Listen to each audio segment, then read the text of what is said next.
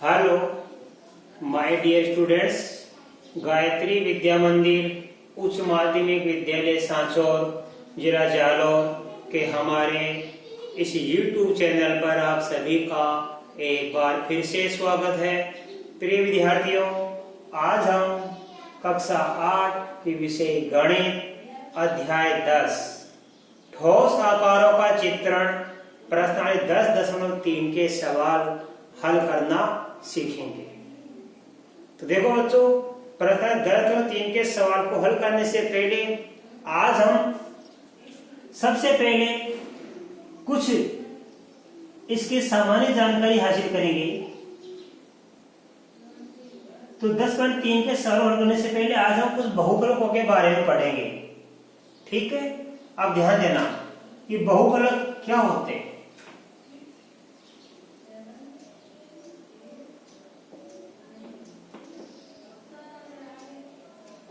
अब बहुपलक क्या होते हैं बच्चों, ध्यान देना। बहुपलक 3 या 3 से अधिक बिल्कुल सीधी रेखाओं से मिलकर बने होते हैं। 3 से अधिक रेखाएं, उससे कम से कम 3 रेखाएं चाहिए। ठीक है, जैसे आप ध्यान देना कि हमारा एक घन है,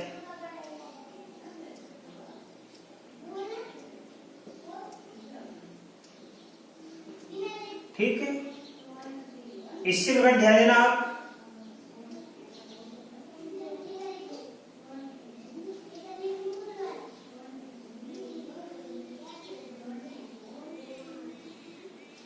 अब आप ध्यान दो यहाँ पे कि ये हमारा ये दोनों बहुफलक के हमारे क्या उदाहरण है। ठीक है, ये दोनों हमारे क्या है, बहुफलक के उदाहरण है। यहाँ पे क्या बिल्कुल सीधी देखो किनारे हैं, ये सभी क्या है, बिल्कुल कोई भी किनारे से टेढ़ा बेढ़ा नहीं है।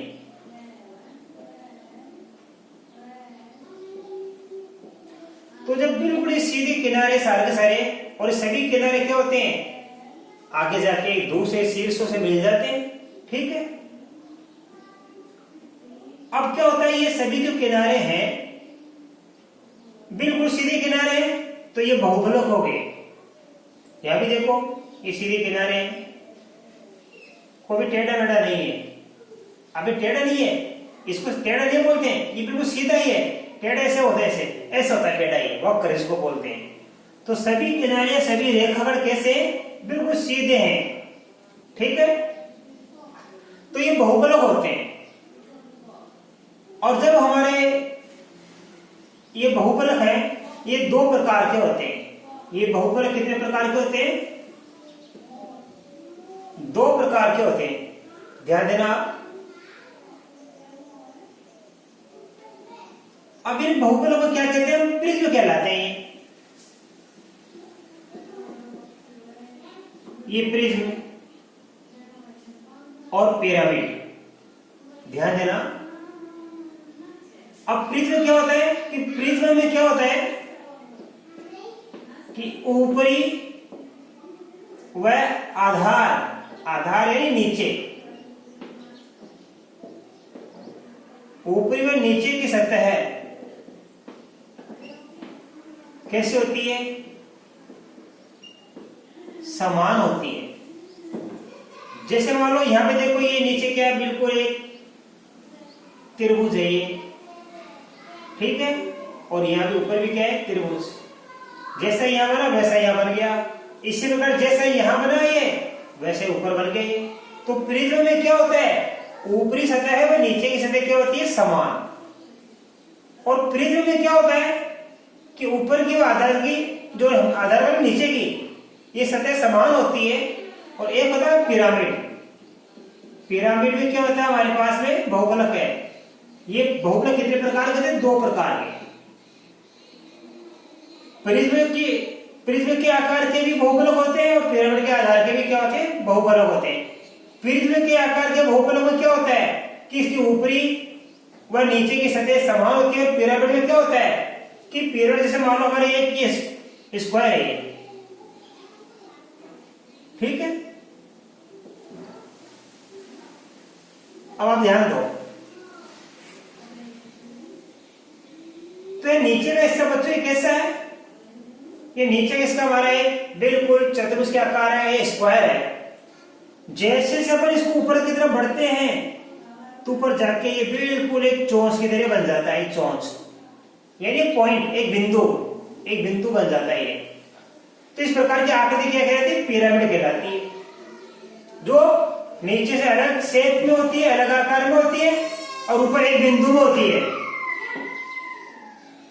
और प्रिज्म में क्या होता है? ऊपरी व आधार नीचे की सतह क्या होती है? समान। अब सबसे छोटा प्रिज्म क्या होता है? त्रिभुज के आकार से मिलकर बनता है। जैसे मान लो ये त्रिभुज के आकार में, त्रिभुज से सबसे छोटी प्रिज्म 3 भुजा वाली आकृति होती है। सबसे छोटा बहुफलक क्या होता है?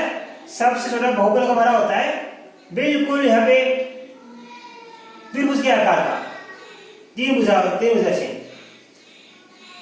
तो ये बात समझना, प्रिज्म में क्या होता है? प्रिज्म में ऊपरी आधार या नीचे सतह समान होती है और पिरामिड में ये नीचे की ऊपरी सतह समान होती है। ऊपर तो बिल्कुल आगे बढ़ते हुए क्या बन जाती है? चोंच बन जाती है, बिंदु बन जाता है और नीचे क्या होता है? स्क्वायर या एक चतुर्भुज के आकार का होता है। ये बातें आपको समझनी है।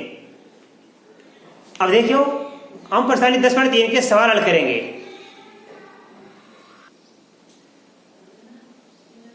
अब देखिए बच्चों, हमारा 10.3 प्रश्नावली का सवाल नंबर 1, क्या किसी बहुफलक के फलक नीचे दिए अनुसार हो सकते हैं?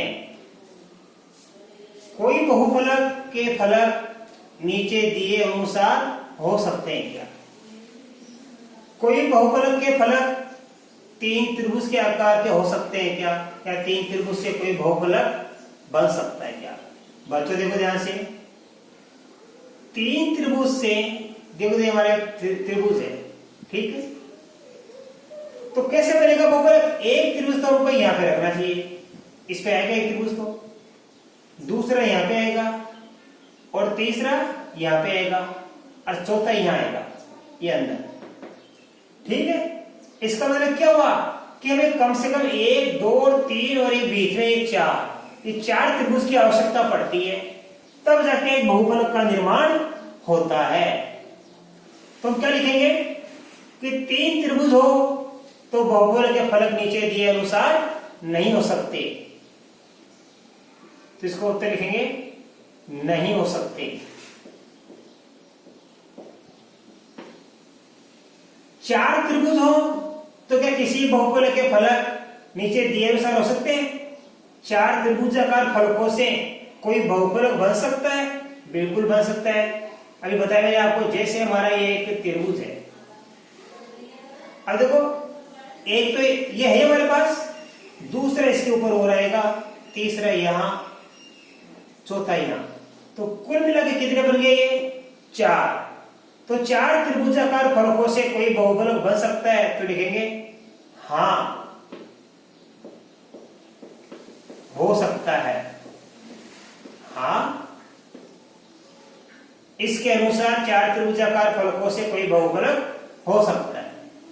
एक वर्ग और 4 त्रिभुज, एक वर्गाकार और 4 त्रिभुजाकार फलकों से कोई बहुफलक बन सकता है क्या? देखो बिल्कुल बन सकता है।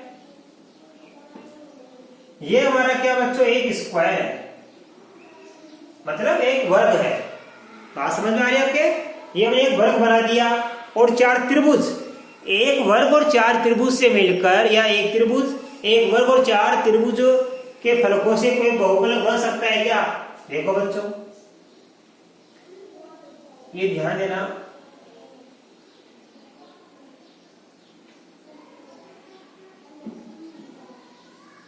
अब देखो यहां पे क्या हो गया?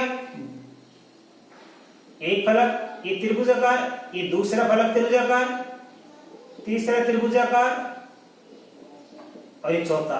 तो 1, 2, 3, 4, ये 4 क्या बन गए? त्रिभुजाकार फलक, और एक हमारा क्या है? ये हमारा एक स्क्वायर है। तो इस प्रकार का एक बहुफलक का निर्माण संभव है। तो एक वर्ग और 4 त्रिभुज से किसी बहुफलक कोई बन सकता है क्या? तो लिखेंगे हां, हो सकता है। तो 3 त्रिभुजाकार फलकों से कोई बहुफलक नहीं हो सकता।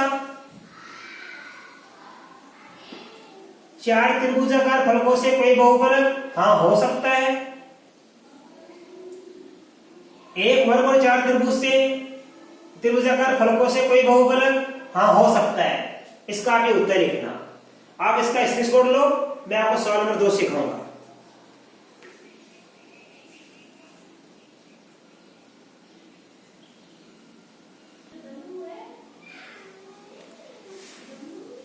अब देखो बच्चों, इसमें लिखा है क्या ऐसा बहुफलक संभव है जिसके फलकों की संख्या कोई भी संख्या हो? मतलब 3 फलक वाले कोई बहुफलक बन सकता है क्या? या 4 फलक वाला, 2 फलक वाला, 5 फलक वाला? तो बेटा बहुफलक के बारे में मैंने अभी आपको समझाया था कि कोई भी बहुफलक का निर्माण कब संभव होता है कि जब उसके कम से कम 4 फलक हो, 4 या 4 से ज्यादा हो। तो लिखेंगे बहुफलक तभी संभव है, बहुफलक तभी संभव है जबकि उसके फलकों की संख्या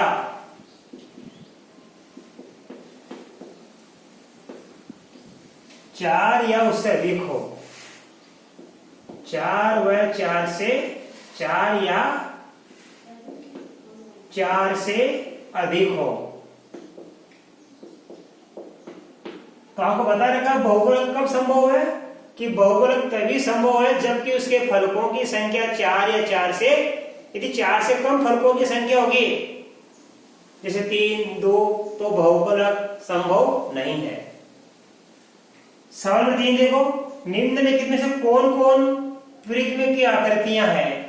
अब देखो बच्चों, यहाँ पे हमारी एक कील है, ठीक है। यहाँ पे क्या ये गोलाकार है, ये शेप कैसी है, ये आकृति कैसी है? गोलाकार। जैसे अपन इधर आगे बढ़ते हैं, ये आगे बढ़ते हैं तो ये पॉइंट बन गया, पॉइंट, ठीक है। तो ये आकृति यहाँ वाली समान नहीं है, तो लिखेंगे इसका मतलब एक क्या एक प्रिज्म नहीं है, यह है प्रिज्म नहीं है, इसका उत्तर है। मैंने आपको बताया था अभी थोड़ा कुछ पहले, इस प्रश्न की शुरुआत से पहले, कि प्रिज्म की क्या विशेषता होती है कि प्रिज्म का ऊपरी हिस्सा और नीचे का हिस्सा क्या होता है? समान होता है। ऊपर का शेप और नीचे का शेप क्या होता है? समान। ये क्या हमारी एक बिनाछीली पेंसिल है बच्चों। नंबर 2 में आप अपनी पेन और पेंसिल से कार्य करते हो, पेंसिल अपने पास रखते हो, आपने अपनी पेंसिल देखी है, वो बिनाछीली होती है पहले, बाद में आप छीलते हो उसको शॉर्पनर से।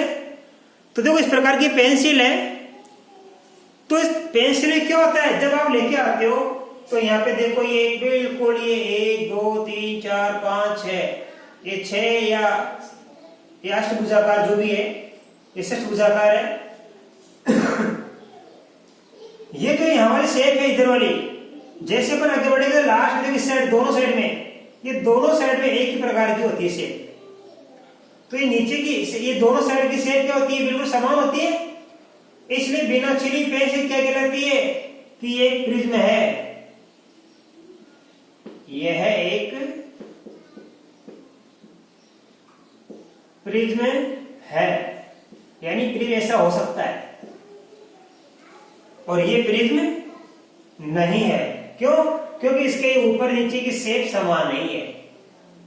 तुम कहोगे सर ये भी तो गोल है और इधर भी गोल, नहीं बच्चों, ये छोटी और ये बड़ी है, ठीक है, शेप समान नहीं है।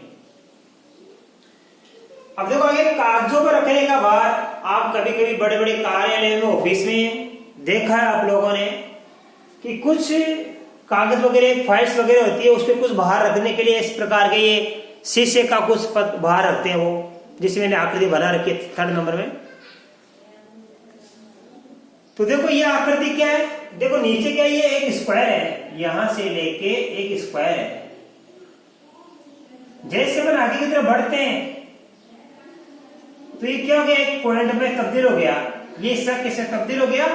एक पॉइंट में बदल गया बिंदु में, तो ये शेप और ये शेप समान थोड़ी है, तो ये प्रिज्म नहीं है। ये है प्रिज्म नहीं है।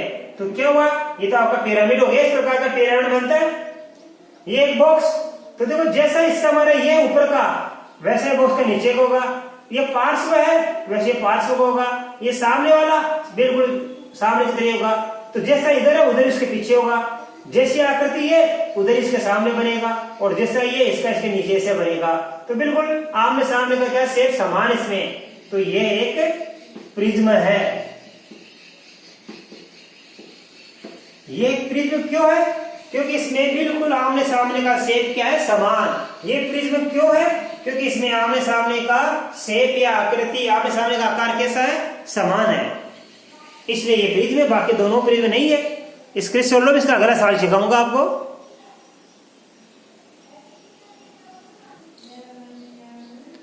अब देखिए बच्चों, सवाल नंबर 4 में हमारे 2 प्रश्न है। प्रिज्म व बेलन किस प्रकार एक जैसे हैं? तो ध्यान देना, ये आपका देखो एक बेलन होता है, सिलेंडर गोलाकार होता है नीचे से ऊपर से, और मान लो ये आपका एक प्रिज्म है।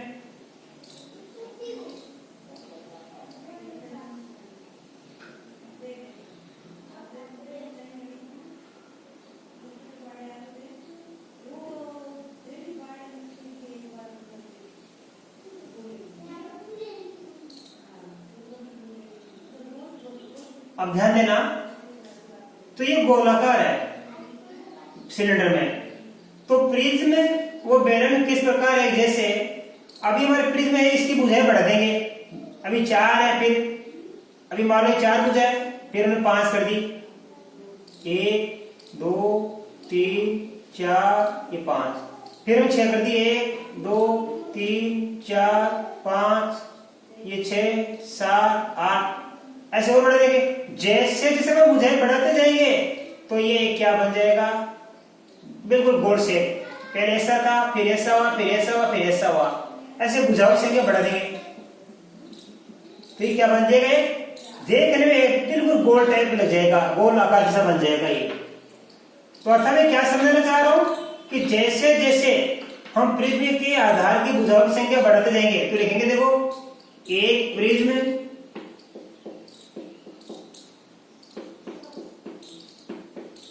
एक बेलन बन जाता है जब प्रिज्म के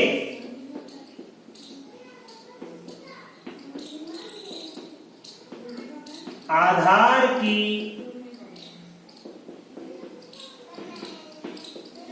भुजाओं की संख्या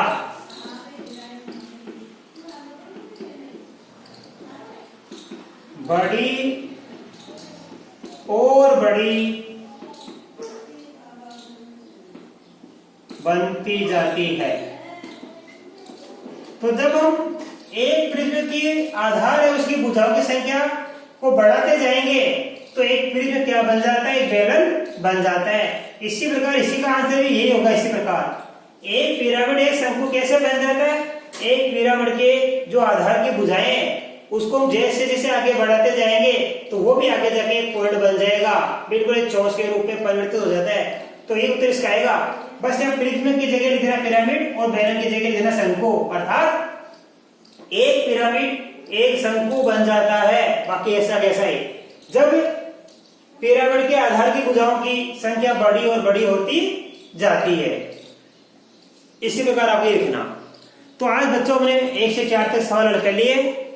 इसके बाद आगे के सवाल हम आपको कल के वीडियो में सिखाएंगे, और मैं आशा कर सकता हूं कि प्रश्न 10.3 के आज बताए गए चारों सवाल, सवाल नंबर 1, 2, 3 और 4 आपको बड़े अच्छी तरीके से समझ में आए होंगे।